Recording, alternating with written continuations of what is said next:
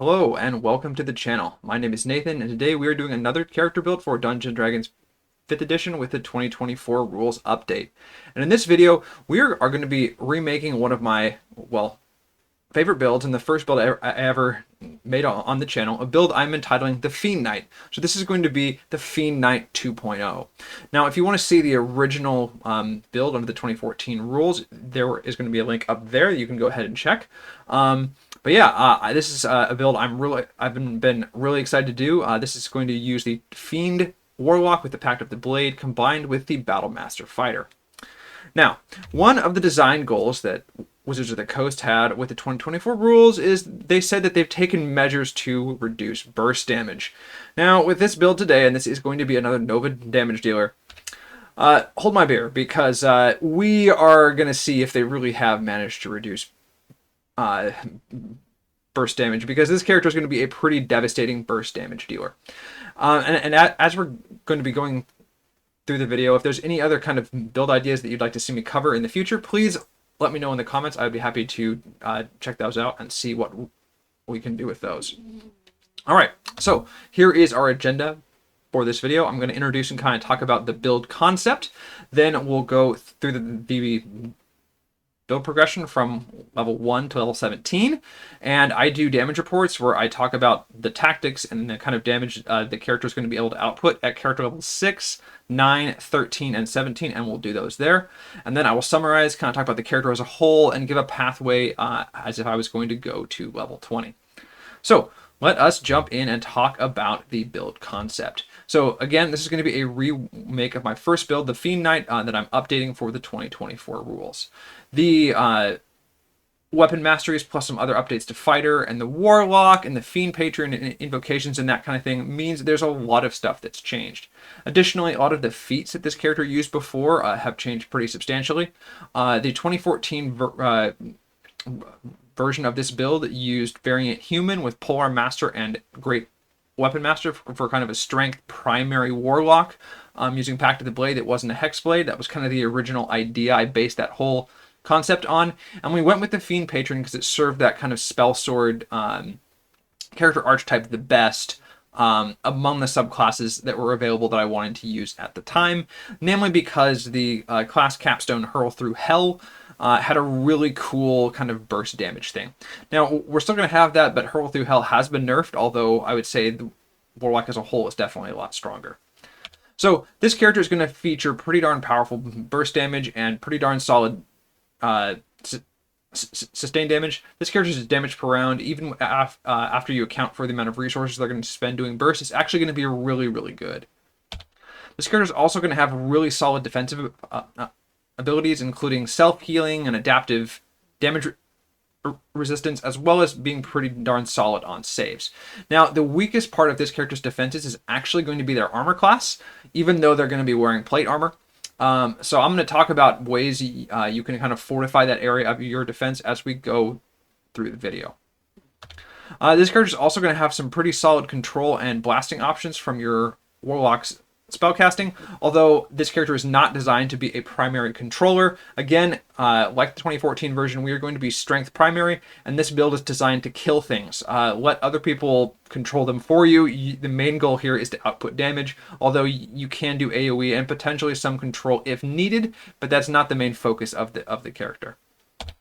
This character is also going to be able to contribute pretty solidly in scouting, exploration, and social activities, so those also non-combat pillars of the game, and should be an effective character that can contribute in, again, more than just combat.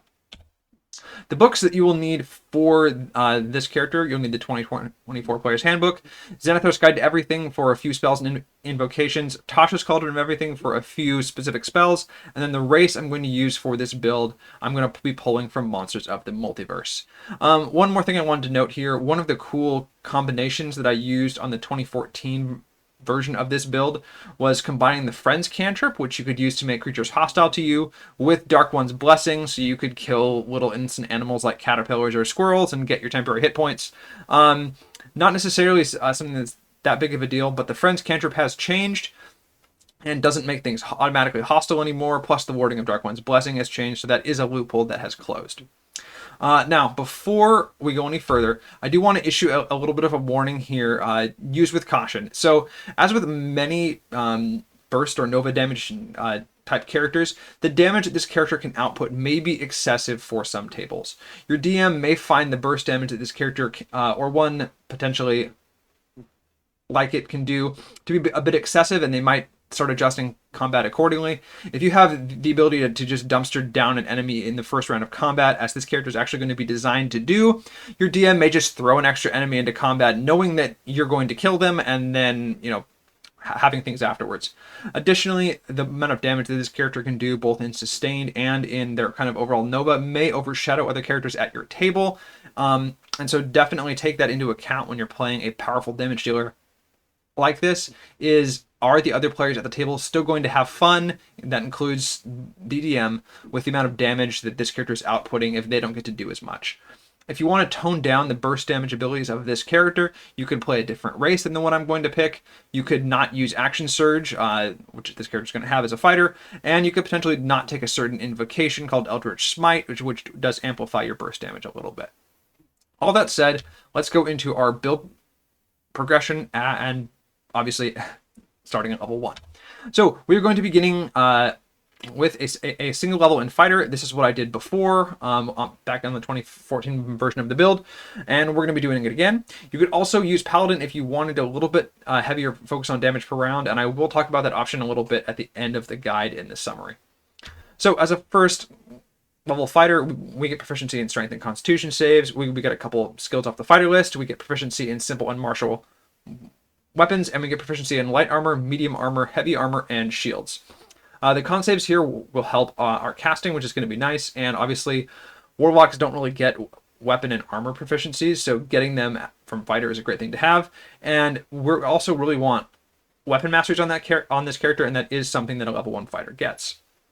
So we get our fighting style here. I'm actually not going to take defense here at the beginning. We're going to start with 2 weapon fighting. We also get our second wind here, 2 per long rest, and we get 1 back on a short rest. And then we get weapon mastery with 3 weapons of our choice. Now here at the beginning, we actually want to dual wield. So we're going to be using, let's take mastery in the short sword, the scimitar, and the third one can be your choice. I'm just going to take them all. And fighters can swap out 1 mastery per long rest. We're actually going to swap our weapons multiple times across the progression of this character for best damage output. So eventually we'll be swapping away from short sword plus scimitar into the maul, and then eventually pole arms at higher levels. As for our starting equipment, I would go with the gold buy method. So you get 155 gold pieces from your class, and then 50 gold pieces out of your background. Let's take chainmail, a short sword, a scimitar, and a maul, and then a component pouch or an arcane focus. This gets you to a total of 145, which means you still have plenty left, and shouldn't have to worry too much about the rest of your stuff. As for our background, we are going to take a custom background on this character as described in the Dungeon Master's Guide. We really want increases to strength and charisma, as well as the alert origin feat. And there is no background in the player's handbook that has all 3 of these things.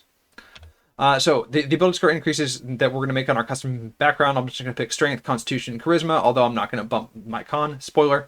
The origin feat I'm going to take here is going to be alert. Going first is going to be critical for this character, or at least going before our target.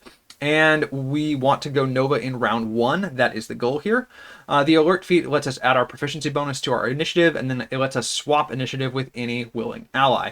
So even if we don't roll the highest, one of the goals here is hopefully our party will let us swap up to the top of the order so we can kill our main target.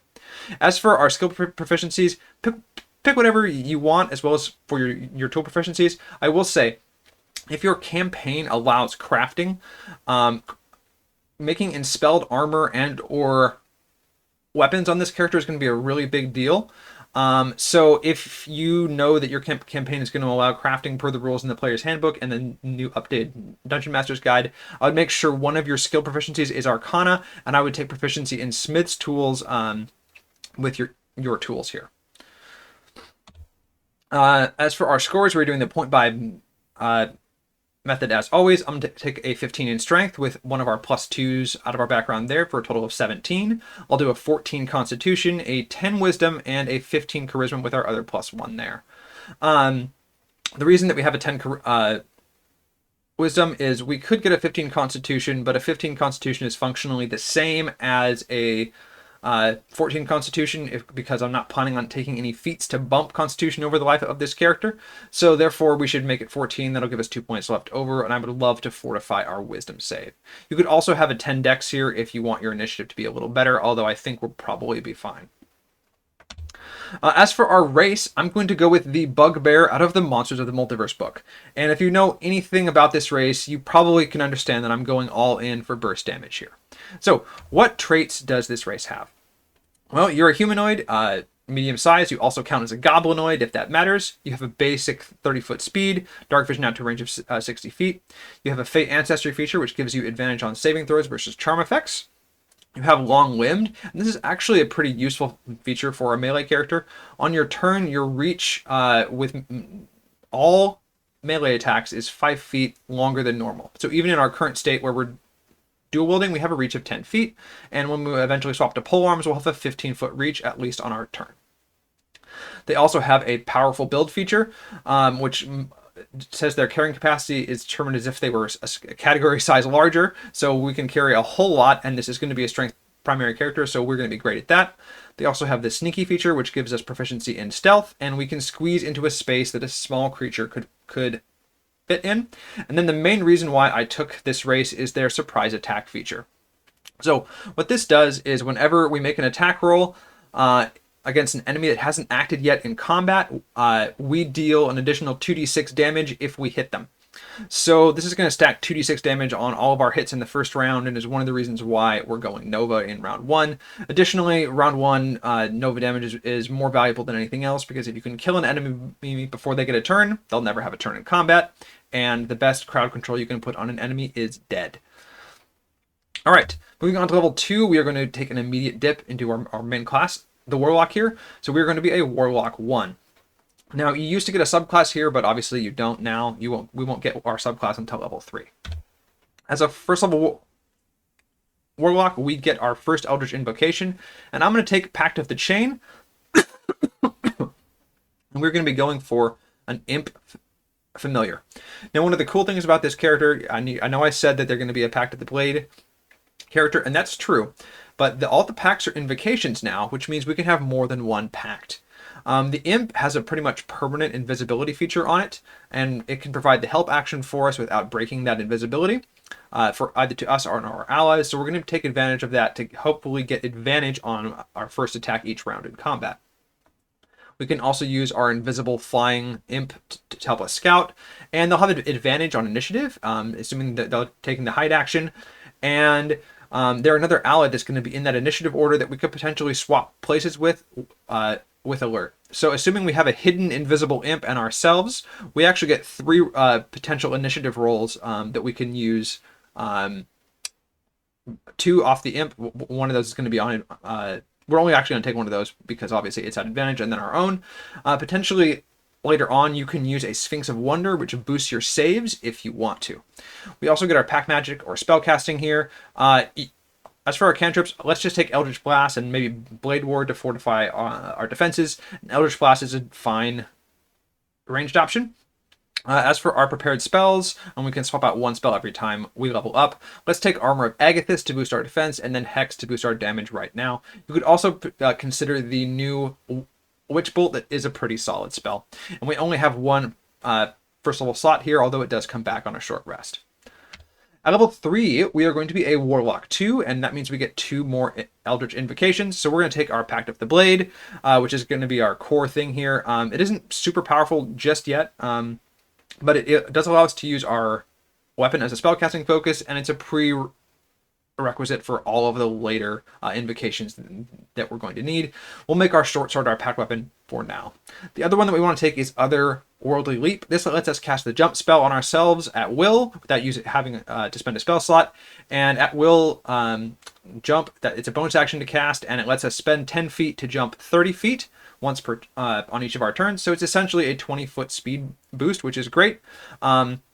If you have to cast this in combat, no big deal, but hopefully we can cast it out of combat if we want to. Then we also get Magical Cunning, which is a feature we can use once per long rest. What this does is it takes a minute and we get back up to half of our maximum pack slots. And so this is essentially an extra spell slot once per long rest at this level. And this is going to come in handy for our long kind of extended adventuring day damage per round calculations. As for our spells here, we get another one. I'm going to go ahead and take Unseen Servant, although it doesn't really matter. The cool thing about Unseen Servant is that it is a ritual spell, and if a spell has the ritual tag, anyone can cast it as a ritual without spending a spell slot. So having that kind of utility on a Warlock is something I think is really cool.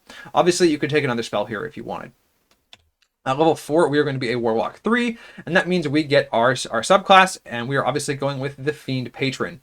So a couple things that we get here. We get Dark One's Blessing. This feature has changed. What this does is we gain temporary hit points equal to our Warlock level plus our Charisma modifier whenever we kill an enemy, or whenever someone else kills an enemy that's within 10 feet of us. So it used to be that you had to kill a hostile creature.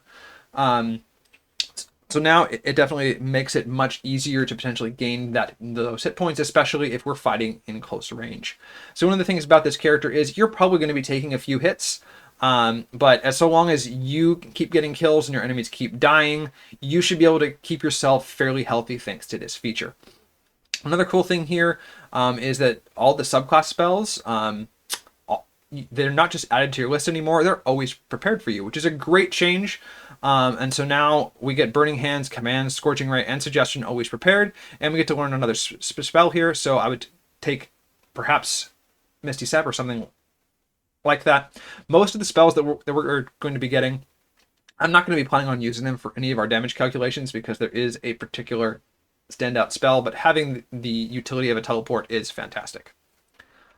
Moving on to level 5, we're going to be a Warlock 4, and we get our first ability score improvement or feat. And I'm going to take the Great Weapon Master feat here and bump our strength up to 18.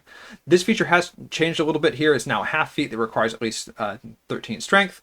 And there are two features here. The first one is Heavy Weapon Mastery, which allows us to add our proficiency bonus to damage from attacks that are made with weapons that have the heavy property, as so long as those attacks are part of the attack action on our turn. Now at this point we are dual wielding, but we do want this for later, and the second part of the feat actually works while you're using other weapons. So the Hue feature says that if we score a crit or get a kill with a melee attack using a melee weapon, we can take a bonus action to make an immediate additional attack with that weapon. So I'm going to assume for our damage per round calculations that we have a 25% chance to get a bonus attack off this, and this Hue ability of this feat works for all melee attacks, which is nice. We also get another cantrip here and another spell. I would probably take Hold Person, but you can kind of pick whatever you want. I also might consider Mirror Image here if you're in a campaign that allows crafting, because we could potentially craft ourselves a plate armor of Mirror Image to boost our defenses. And that is one way that you can do that. At level 6, we get 2 more Eldritch Invocations, and I'm going to take Thirsting Blade, which gives us extra attack with our Pact weapon only, and then I'll take Eldritch Smite, which allows us to spend a Warlock spell slot once per turn on hit to deal force damage equal to the level of the slot we spent plus 1 in d8s. And it also automatically knocks any enemies prone if they're huge or smaller if we want. Feel free to skip this invocation if you don't really want to fully develop the Nova potential of this character, but obviously that's something I want to do. We also get Fireball and Sticking Cloud always prepared here out of our patron, and we get some new spells. The first thing I want to do is retrain the Hex spell into Spirit Shroud. This is what we're going to be using for pretty much the rest of our career. What this does is a 10-foot area. While in that area, any enemy that we damage with an attack takes an extra d8 damage of either cold, radiant, or necrotic, and we can pick that. And they also can't recover hit points, and at the start of our turn, start of an enemy's turn, we can reduce their speed by 10 feet. And then you get another one here that you would learn. I might take Fly or something like that for utility. Now, here at level 6, it is time for our first damage report. So let me kind of go through and talk about what our tactics are. So, the goal here is to just pop off in round 1. So in the first round, we're going to use our bonus action to cast Spirit Shroud to get a d8 on all of our attacks. Then we're going to attack with our short sword, applying Eldritch Smite to knock our target prone.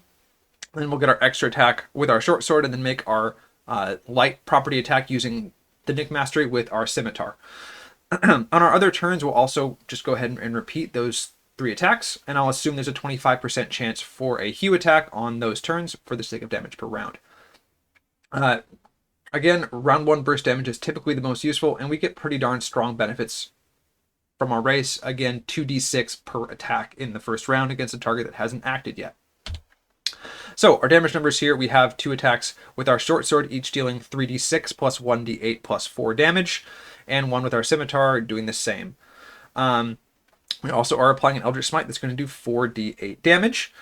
So in this first round, our first attack is going to be a straight roll, and all the others are going to be at advantage because we're knocking the target prone. All right, we do have a pretty decent spell tree at this point, although I'm not going to be doing any calculations for them. You could be using a fireball and that kind of thing, but we are just going to be making attacks to leverage our surprise attack feature. So, against an enemy that has an armor class of 10, in our burst round, we would do 75.6 damage, and against an armor class of 15, we would do 61.9 damage. Now, these numbers are pretty close to what our original Fiend Knight build did at this level. We are barely worse against armor class 10 and a bit better against armor class 15. It is important to note that my 1.0 version of the Fiend Knight with variant human had a setup turn and didn't do its burst round until round 2 and had a bonus attack from Polearm Master.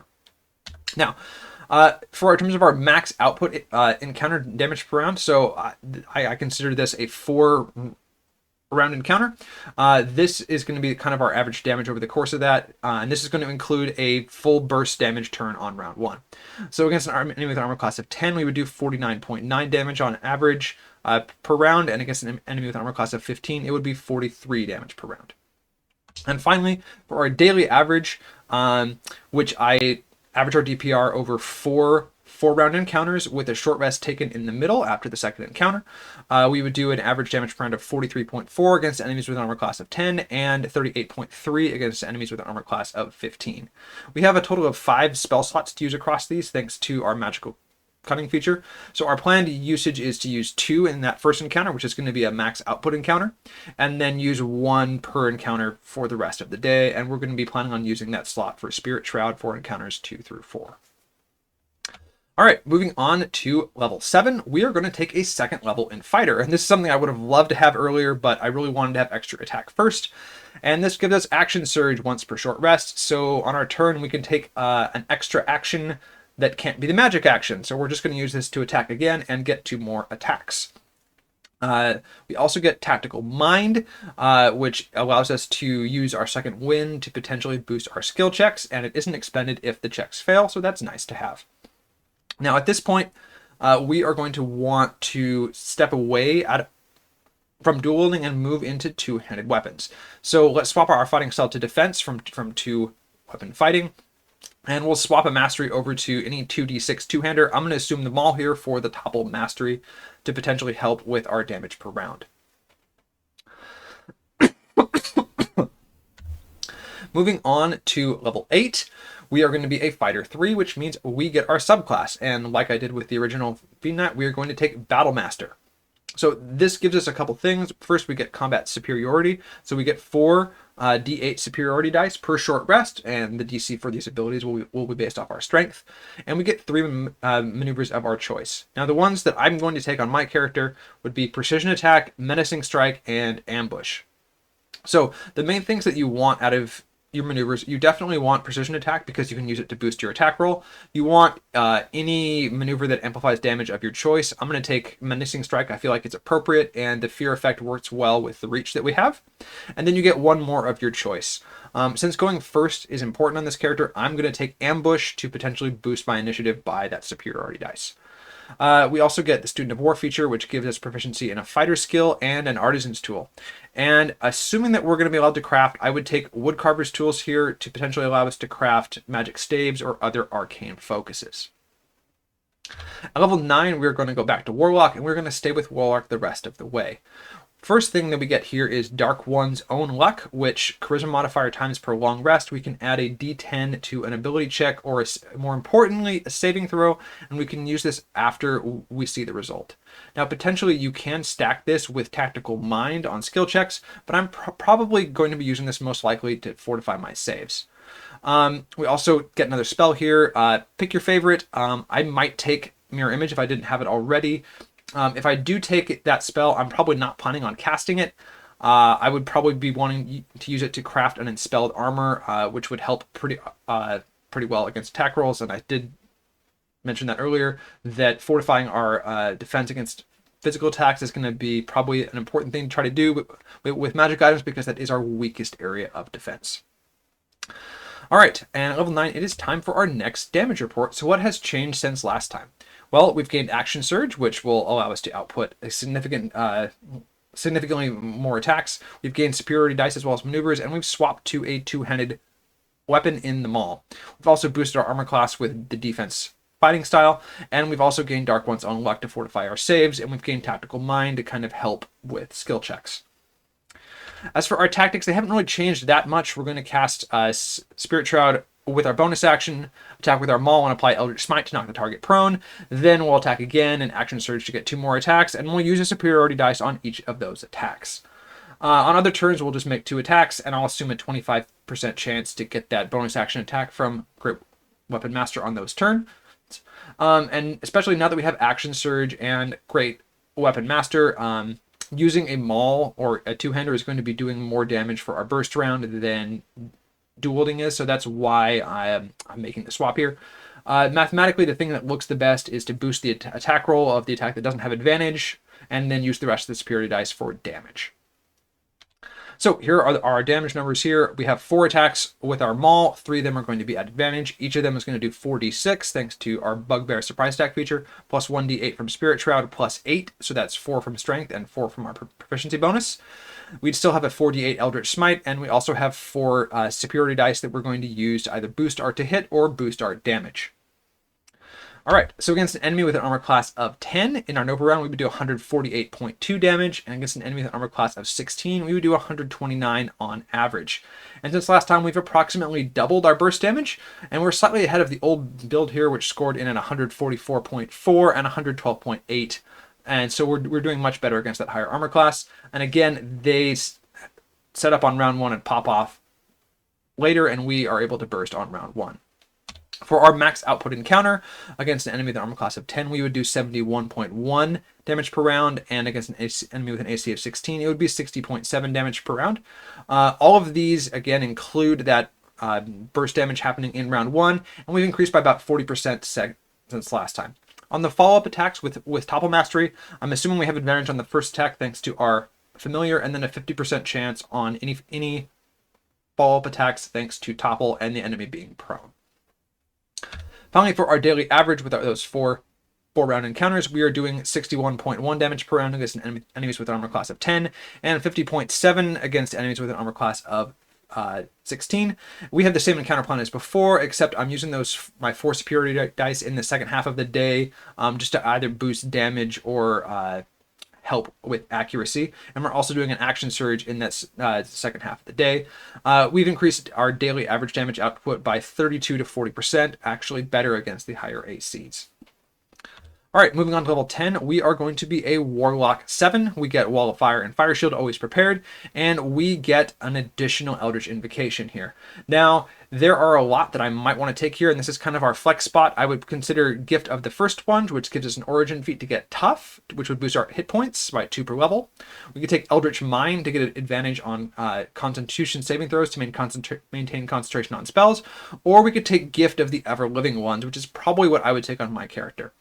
So this is an invocation out of Xanathar's, so if you're not allowed to use that book, I would probably go with one of the other 2. But what this does is it maximizes all healing you receive when your Familiar is within 100 feet of you. So this will include things from like hit dice or healing spells or our Second Wind. And this has some potential good combos later. Another option here is that if you've been able to craft items, you could potentially take Magic Initiate Wizard to get the shield spell and keep that invocation until we've crafted an Enspelled Plate Armor of Shield. That's, again, another really solid option to boost your armor class. We're also up to 4th level Warlock spells here. I would probably take Shadow of Moil. This is another spell out of Xanathar's. It's not as good for our damage per round as Spirit Shroud is, but it is pretty darn solid because it has some defensive benefits. And I would consider retraining one of our other spells for Ralathim Psychic Lance, as it's a damage plus control non-concentration option, and I think it's a pretty darn nice spell. At level 11, we are going to be a Warlock 8, which means we get another ability score improvement or feat. I'm going to take the Polearm Master feat here and bump our strength to 19. This gives us a couple key things. The first one is Pole Strike, which gives us a bonus action attack with the haft of a polearm if we attacked with the polearm using the attack action earlier on our turn. And it also gives us Reactive Strike, which lets us make a reaction attack against an enemy that enters the reach of our polearm. So the other feat I wanted here was Mage Slayer. You could potentially take that here if you didn't feel like you need the damage per round boost, but for now, I personally feel safe enough with on my mental saves with Dark One's Own Luck. So Polearm Master is a pretty darn big improvement to our damage per round output because we didn't really have a reliable bonus action before, and now we do.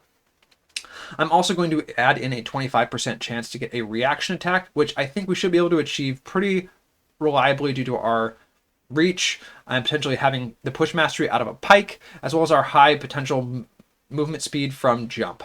So it is a pretty big bump in our potential amount of attacks per round for our damage per round plan.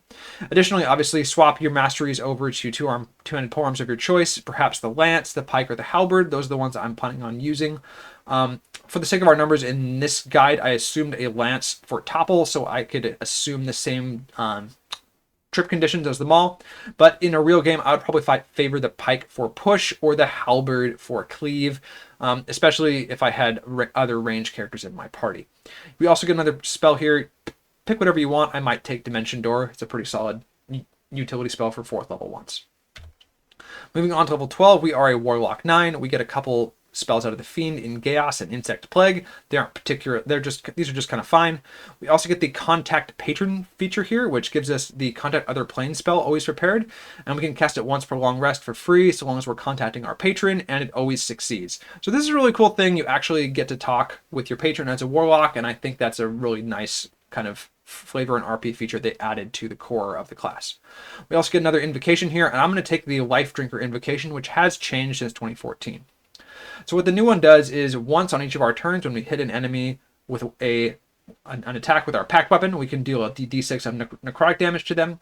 And then if we want to, we can also spend a hit dice to heal at the same time for the number we rolled plus our constitution modifier. Now, because I took Gift of the Ever Living Ones, this will always be maxed. So at this level, we could have gotten maybe 24 hit points out of Tough, but with this combo, we can heal a lot, and potentially more than that over the course of an adventuring day, depending on how often we're fighting. And I really like, this is kind of that self-healing on hit that I think is pretty cool. We're also up to 5th level spell slots here. I would probably learn Synaptic Static. It's, again, a very powerful AoE, non-concentration, blasting plus control option. And level 13, we're a Warlock 10, we get Fiendish Resilience. So what this does is that whenever we finish a short or long rest, we gain resistance to one damage type of our choice other than Force, until we choose a new one with this feature. So this will further boost our durability. I would probably use this to gain resistance to probably slashing or piercing damage, maybe bludgeoning damage, depending on what kind of enemies you had been fighting. And this will make it so that even if attacks do get past our armor class and maybe our Enspelled Shield or Enspelled Mirror Image armor, they won't hurt us as badly, and that's going to be a big deal. We also get another cantrip here. It doesn't really matter. Pick whatever you want. All right, at level 13, it is time for our next damage report. So what has changed since last time? Well, we've gained Polearm Master for that bonus action attack and potential reaction attack. We're up to 5th level spell slots, which means our Eldritch Smite hits for 68, and we can upcast Spirit Shroud to 2d8 per hit. And we've also gained Life Trigger for that extra d6 once per turn, as well as the self-healing. We have that combo with Gift of the Ever Living Ones with Life Trigger and Fiendish Resilience to bolster our defenses, and we've gained some additional spell options. Tactics-wise, our burst tactics haven't really changed other than we're upcasting Spirit Shroud, and we're now going to be using a Lance and applying Life Drinker. So our damage output here, we have 4 attacks with the lance, each dealing 1d10 plus 2d8 plus 2d6 plus 9 damage. We have an Eldritch Smite for 68 damage, and our 4 superiority dice, and then our Life Drinker necrotic damage. So using a polearm does give up about 6 points on average of damage in the burst round versus a 2d6 weapon like the Maul, but it does give us way better damage per round because we get that extra bonus action attack every single turn, whether it's from Hugh or from the haft of our polearm. Importantly, that haft attack does not get to apply great weapon mastery anymore, but because we have a lot of added damage riders between, namely Spirit Shroud, it's still a significant amount of damage. All right. So at this point in our Nova round, we would do 177.7 damage against an armor class of 10 and 155.8 against an armor class of 17. Now, we have plateaued a little bit here. This is only about a 20% increase since last time, and this is namely due to having higher level spell slots. Our old build did 190 or 152 damage, depending on the enemy armor class here at this level, but we are still better against the higher armor class, and, again, it's a round 1 Nova round, which is more valuable than a Nova round later on in combat. As for our max output encounter, we've upped our damage per round against an armor class of 10 to 99.8, and against an armor class of 17, it would be 84.9 average damage per round, and this includes a burst round in round 1. We've gone up by 40% here, largely thanks to Spirit Shroud and the bonus action attack from Polearm Master. Finally, for our daily average damage per round across those 4 round encounters, we're up to 87.3 damage per round against enemies with an armor class of 10, and 73.5 against the higher armor classes. This is a bump of about 43 to 45%, and it's better against the higher armor classes. Same encounter plans as last time, so Action Surge in the second half of the day with some extra superiority dice. And again, this is largely due to our Polearm Master feat as well as our 5th level spell slots.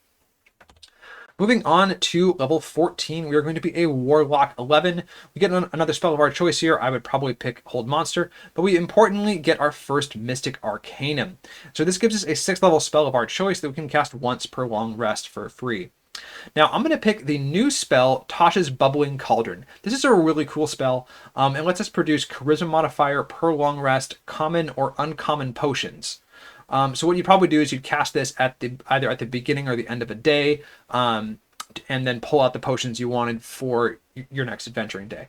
So I'm going to assume that we are going to use all 3 of our potions here selfishly for ourselves. So we're going to take 1 oil of slipperiness, which if we spend 10 minutes coating ourselves in it, we get the effects of the Freedom of Movement spell for 8 hours, which should cover your whole day.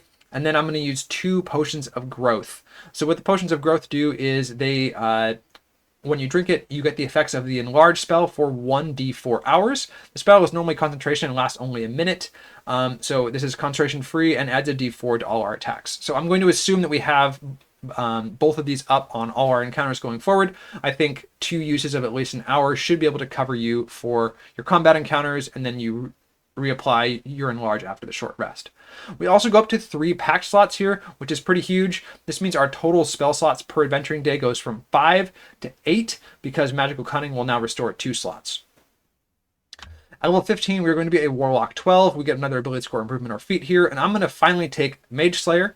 This gives us 2 things, Concentration Breaker, and then the important thing, Guarded Mind.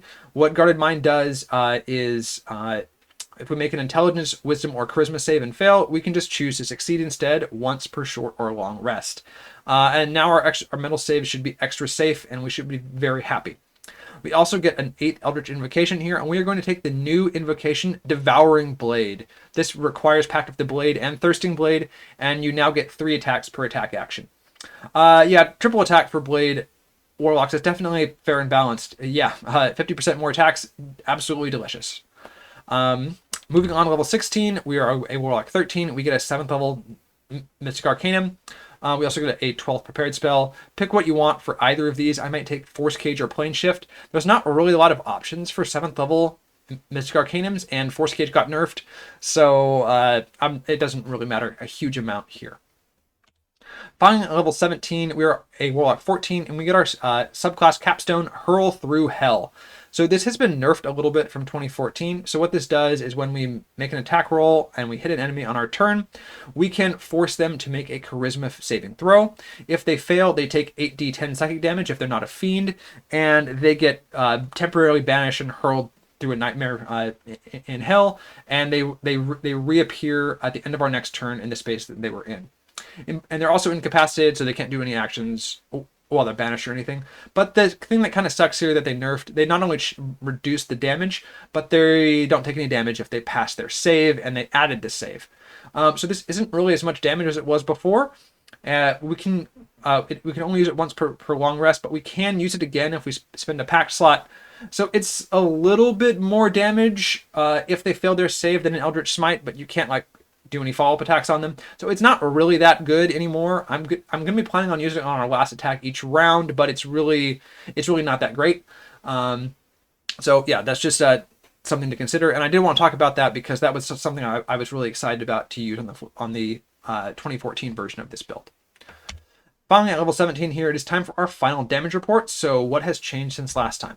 Well, we've gained the Potion of Growth out of the Bubbling Cauldron for a d4 to all of our attacks, thanks to the effects of the Enlarge spell. We've kept our strength at 20. We've gained Devouring Blade for that third attack per attack action, and we've gained Hurl through Hell for a potential little mini smite on our last attack. Defensively, we've also gained the effects of the Freedom of Movement spell for 8 hours, thanks to our Cauldron, as well as the Mage Slayer feat to boost our defenses and help us stop spellcasters. In terms of our tactics, they haven't really changed here other than we now get 3 attacks per action, which means our total attacks here goes from 4 to 6, and we also are going to attempt Hurl through Hell on our final attack. So here are all our damage numbers here. Our 6 lance attacks do 1d10 plus 2d8 plus 2d6 plus a d4 plus 11 damage. Our Eldritch Smite is still 68. Our superior dice are still d8 to damage or hit. We have our Life Drinker once per turn, and our Hurl through Hell forces a DC 17 Charisma saving throw, or they take 8d10 psychic damage. We have a lot of dice on hit here. You'd have a pretty big fistful. In terms of our burst damage here against an enemy with an armor class of 10, we would do 306.2 damage on average in our burst round in round 1. And against an enemy with an armor class of 18, it would be 265.1. This is about a 70% increase from last time, and the old version scored in at 267.8 and 221.6. So the Devouring Blade really did a lot for us here, even though Hurl through Hell got nerfed pretty significantly. In terms of our max output encounter, our average damage per round against enemies with very low armor classes is going to be 171.9, and against reasonable armor classes at AC 18, it'll be 147.7. And at least an increase of 70% here as well. Devouring Blade helps, and thanks to our extra slots, the round 2 of this encounter is actually getting a smite as well. Finally, for our daily average damage per round against those 4 round encounters, we're going to do 144.4 damage per round against enemies with an armor class of 10 and 125.7 against enemies with an armor class of 18. This is again a 65 to 70% bump. The encounters are a little different here thanks to our more spell slots. So our first encounter is going to be that max output encounter with a smite on round 2. Our second encounter before the short rest will be a smite plus Spirit Shroud thanks to Magical Cunning. And then after our short rest, we'll do an Action Surge, Smite, and Spirit Shroud. And then our final round will just be Spirit Shroud only. All right, with all those damage reports done, let's kind of summarize and talk about this character as a whole. So first, what is the overall score of this character? Now to get this, I take all of our numbers and all of our damage reports for Nova and our max damage output and some other things, and I average them into one number. So our overall score for our Nova damage is 165.0. This is better than our old build by about 10% or so. That build scored in at a 152.9. And here's a graph of the burst damage of our 2 builds. So the red line is the Fiend Knight 2.0. The blue line is our Fiend Knight 1.0, and this is just against the high armor class only, which I think is probably the more reasonable one to compare. And as you can see, our new build is pretty much better at all levels, although we are pretty close at that level 13 mark. Next up is our max output encounter against enemies that have the high AC only, and our average DPR here is 84.1. Now I've only calculated this here for the last 3 builds I've made, and this is the best one so far. So it beats out our Draconic Trickster build as well as our Maelstrom Walker Sea Druid build. Now if you want to see those builds, there will be links in a spreadsheet that will be in the description of this video to those builds and all the other ones I make, and you're totally free to check that out if you want to see some of those other builds.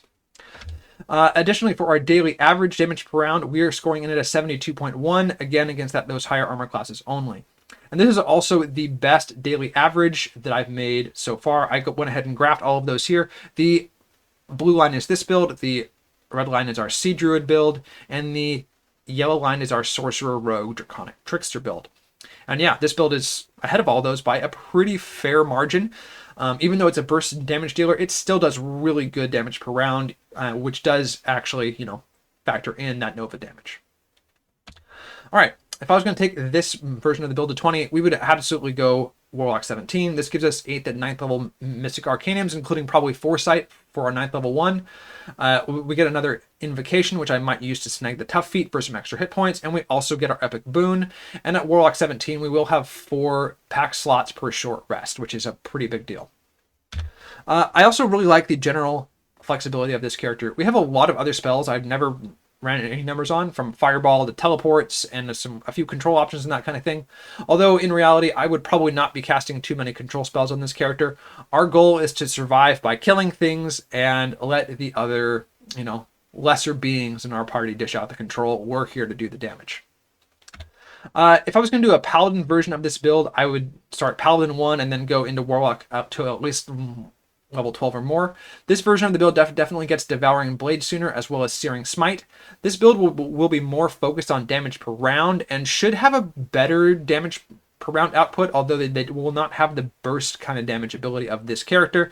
And in reality, that will actually mean that for those encounters where the burst resources are available, this character, in my opinion, and I think the math does support this, will actually do better total damage per round, just because they get an additional turn over that other one thanks to Action Surge. The Paladin version can work pretty well, though, and especially if you're doing a campaign that has a lower level cap and you want to get that triple attack sooner, doing, skipping Action Surge in the Fighter's subclass will mean that you get Devouring Blade much sooner. All right, one of the other things I really liked quite a bit about this character is we took a defensive subclass in the Fiend. We took a fair amount of defensive options, including things like Mage Slayer, as well as the defense fighting style, and we still had best-in-class damage output of pretty much all the builds I've made up to this point for the 2024 rules. That's one of the things that I think would, make this character very fun to play. Our defenses are great. Our offense is astounding. We pretty much blew the lid off those other 2 builds that I've made that are actually pretty darn solid builds in terms of damage output. And I think this character has arguably better defenses. They will take more hits, but they also have self-healing. And yeah, this character overall, again, very powerful and pretty darn well-rounded. So, conclusion, was the burst damage nerfed? Not really. I don't think this character's burst damage was nerfed. If anything, it was buffed. Good try. Wizards of the Coast was giving Warlock triple attack really a good idea. Maybe not. I also really like the RP potential of this character. The story I kind of envisioned for this is we are like an ex-soldier who maybe served in a war, but then at some point we wanted more power and made a pact with the Fiend. I love the contact patron feature and other things for Warlock, and I think a character like this has really strong potential for RP and could have for a very compelling story. If you want to make a Charisma primary version of this character, you have to skip Mage Slayer and probably Polearm Master, so you're probably just taking Great Weapon Master, a Charisma half feat, like, say, Warcaster, and then +2 Charisma. You could consider this if you're going to do the Paladin 1 start, but it's not going to do as good damage as this one will for a Nova damage dealer. So obviously there's trade-offs there. You have a better spell save DC, but your weapon attacks are going to be worse.